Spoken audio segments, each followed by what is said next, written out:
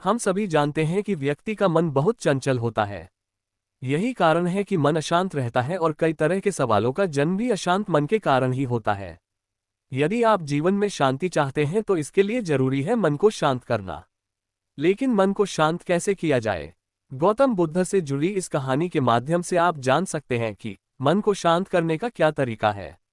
इसमें भगवान गौतम बुद्ध द्वारा मन को शांत करने के आयामों के बारे में बताया गया है। जानते हैं इस कहानी के बारे में जिससे आपका जीवन बदल जाएगा। ऐसे ही और वीडियो देखने के लिए हमारे YouTube चैनल को सब्सक्राइब जरूर करें।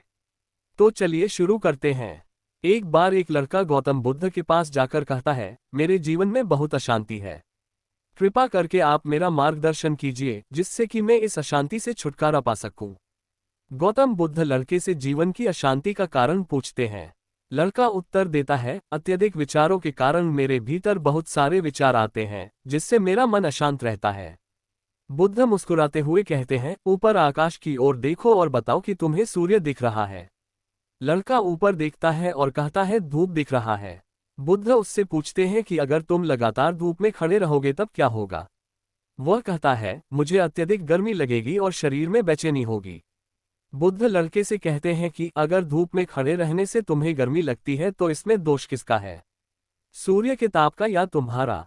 लड़का कुछ सोचने के बाद कहता है, इसका जवाब आप भी बताएं। बुद्ध कहते हैं, सूर्य का काम है ताप देना और ताप का काम है गर्मी लगना। ऐसे में तो दोष तुम्हारा ही है कि तुम धूप में जाकर खड़े हुए जिससे कि तुम्हें गर्मी लगी। तुम्हें अगर शीतलता चाहिए तो तुम्हें छांव में रहना होगा। ठीक इसी तरह चंचल मन का भी स्वभाव होता है विचारों और भावनाओं को जागृत करना। विचार क्षण भर के लिए होते हैं लेकिन विचार से पैदा हुई भावनाएं देर तक टिकी रहती है। लेकिन ये तुम्हें निर्णय लेना है कि तुम्हें विचार और भावनाओं के साथ चलना है या अलग दिशा बनानी है। बुद्ध कहते हैं, मन को शांत करने के लिए तन के आयाम पर काम करना सबसे आसान तरीका है। शरीर के स्तर पर हमारी कर्मेंद्रियां और ज्ञानेंद्रियां है। कर्मेंद्रियां कर्म और ज्ञानेंद्रियां ज्ञान से जुड़ी होती है। इससे हम अपनी संवेदनशीलता को बढ़ा सकते हैं, यानी हम जो भी काम करें उसे आनंद के साथ करें। मन के आयाम से हटकर तन के आयाम पर जाने से ही तुम्हारा चित्त शांत होगा। ऐसा करने से तुम मन के आयाम से हटकर शरीर के आयाम पर आ जाओगे, ठीक उसी तरह जैसे तुम धूप से हटकर छांव में आ सकते थे। मन के आयाम से हटने पर तुम्हारी जागरूकता तन पर आ जाएगी। जब तुम तन के आयाम पर काम करोगे तब तुम्हारा चित्त शांत होगा। इसलिए हर काम को तन के आयाम पर करने से मन स्वतः शांत हो जाता है। लड़का बुद्ध से कहता है, अपने भीतर के सुर को कैसे सुने?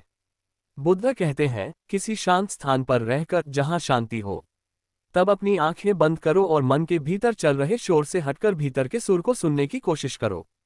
सुर निरंतर चलता रहता है, लेकिन बाहर के शोर के कारण तुम अपने मन के भीतर चल रहे सुर को नहीं सुन पाते हो।